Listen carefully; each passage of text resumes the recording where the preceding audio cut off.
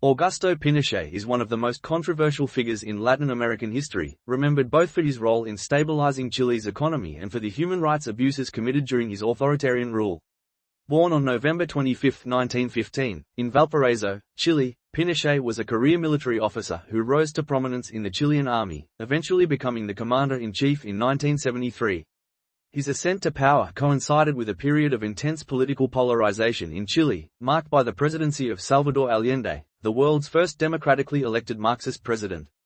Pinochet's rise to power was marked by the military coup of September 11, 1973, which overthrew Allende's government. This event was not merely a domestic affair, it occurred within the broader context of Cold War tensions, in which the United States and other Western powers were deeply concerned about the spread of socialism in Latin America. The coup led to the death of Allende, who died during the assault on La Moneda Palace, though the circumstances of his death, suicide or assassination, have been a matter of historical debate. Pinochet immediately established a military junta and later assumed the presidency, initiating a period of authoritarian governance that would last until 1990. Pinochet's regime was characterized by a strict anti-communist ideology, the suppression of political dissent, and a pervasive culture of fear. Human rights organizations have documented thousands of cases of extrajudicial killings, enforced disappearances, and torture. The National Intelligence Directorate, DINA, and later the National Information Center, CNI, played key roles in silencing opposition through kidnapping, imprisonment, and assassination. Estimates suggest that over 3,000 people were killed or disappeared, and tens of thousands were subjected to torture or exile. These human rights violations have been widely condemned internationally and remain a central aspect of Pinochet's historical legacy. Economically, Pinochet's regime pursued neoliberal reforms, guided by a group of economists trained at the University of Chicago, later known as the Chicago Boys. These reforms included the privatization of state-owned enterprises, deregulation of markets, and the opening of the Chilean economy to international trade. While these measures led to substantial economic growth and transformed Chile into one of the most dynamic economies in Latin America, they also generated significant social inequality. Critics argue that the benefits of growth were unevenly distributed, with the working class and poor sectors of society bearing the brunt of austerity measures and reduced social spending. Pinochet's rule also saw significant restructuring of Chilean political and social institutions. The 1980 constitution, drafted under his guidance, entrenched the power of the executive branch, limited political pluralism, and created mechanisms that ensured military influence in governance even after the return to democracy. Despite facing mounting domestic and international pressure, Pinochet managed to remain in power until 1988, when a national plebiscite rejected his continued rule. This peaceful transition to democracy is often cited as a unique case of an authoritarian regime voluntarily yielding to democratic processes, albeit under circumstances shaped by prior repression and careful control of the political landscape.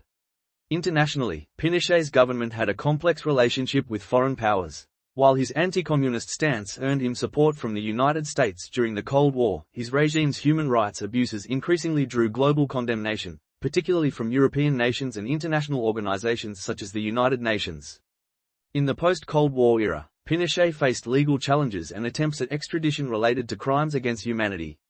In 1998, he was arrested in London under an international warrant, marking the first time a former head of state was detained abroad for human rights violations. Although he was eventually allowed to return to Chile due to health reasons, these events underscored a growing international emphasis on accountability for authoritarian leaders. Pinochet's domestic legacy remains deeply polarizing. Supporters praise him for stabilizing the economy, reducing inflation, and implementing structural reforms that laid the groundwork for Chile's later prosperity. Detractors, however, condemn his authoritarian methods, human rights violations, and the lasting social inequalities resulting from his economic policies. The debate over Pinochet's rule continues to shape Chilean politics, influencing contemporary discussions about justice, memory, and reconciliation. Efforts to memorialize the victims of his regime, including museums, educational initiatives, and legal trials, have been central to Chile's reckoning with its authoritarian past. Pinochet died on December 10, 2006, at the age of 91, having never been fully prosecuted for the crimes committed during his rule. His death did not end the debates surrounding his legacy, on the contrary, it intensified them, as different sectors of Chilean society and the international community continue to wrestle with the tension between economic achievement and human rights abuses.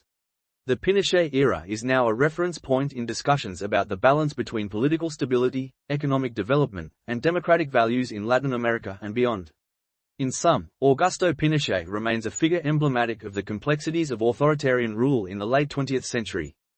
His tenure in power illustrates how economic liberalization can coexist with severe political repression and raises enduring questions about the ethical limits of governance, the responsibility of international actors, and the mechanisms of historical accountability.